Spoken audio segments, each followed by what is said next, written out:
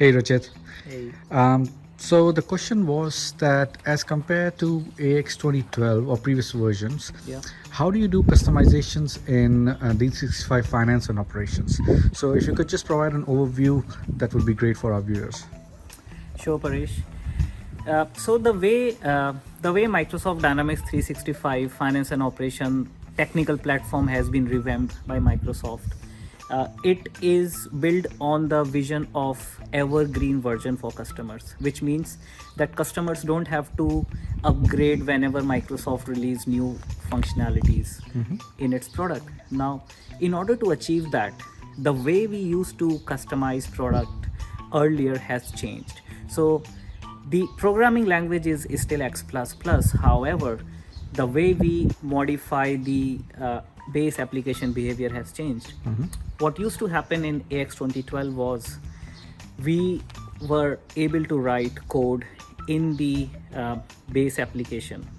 So, for example, Microsoft has shipped a product which has form. On a form there is some code written, and as a partner we were able to tweak it, modify it, even comment it as per customer's requirement. But now what Microsoft has done is they have released a framework to customize Dynamics, and that framework is called extension framework. So Okay. now when we talk about customizations, in a nutshell, customization is changing the default behavior of an application to behave it in a certain way to meet your customer demands.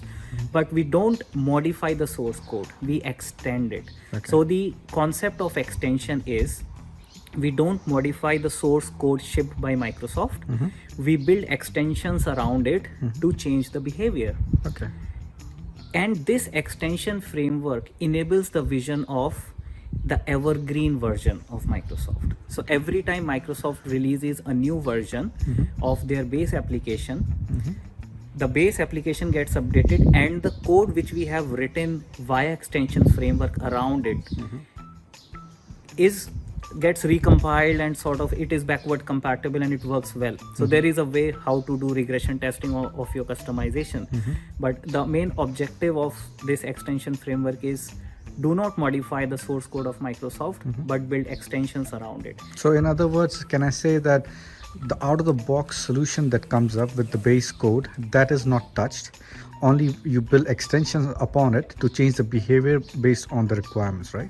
Right. Which can be installed and which can be uninstalled as well. Right. Okay. So what happens is Microsoft ships the application in combination of different models. So assume all the tables, forms, classes, they are grouped into models based on the business area. And when we build extensions on top of those models, we can refer to that particular model, and we create a deployable package, which is a unit of deployment in finance and operations. So in AX 2012, we used to deploy an XPP project area, right? So all the source code, all the objects were grouped into a project. Developers used to export and import the projects, or they could export, import the model store and import it back. But now in finance and operation, the unit of deployment is called package, and package is a compiled runtime executable of your models. Okay. So all the extensions which you do, they are grouped into a model. Models are compiled into a package, and package gets deployed to another environment. Paresh. Yeah. So to wrap up this, can I ask you what is the biggest advantage of this methodology?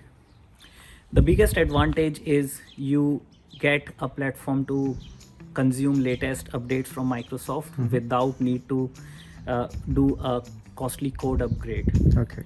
So as long as you write code using the extensible mindset, using the extension framework, the code is sort of backward compatible. Whenever Microsoft depreciates any APIs, they give us 12 months notice. And of course, there is some sort of technical validation required whenever you consume a new build or a new update from Microsoft.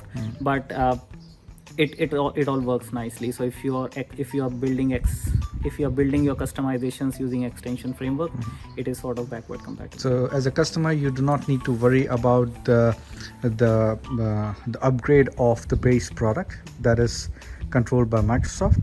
You only have to worry about the extensions that you build for your Right. own consumption. Right, that's true. That's very nice summary, Paresh. Yeah. That's great, Rachit. This was a very informative video. Thank you for sharing your thoughts. And we will meet with a next topic in our next video. So stay tuned. Sure. Thank you, Paresh. Thank you, viewers. Bye. Bye.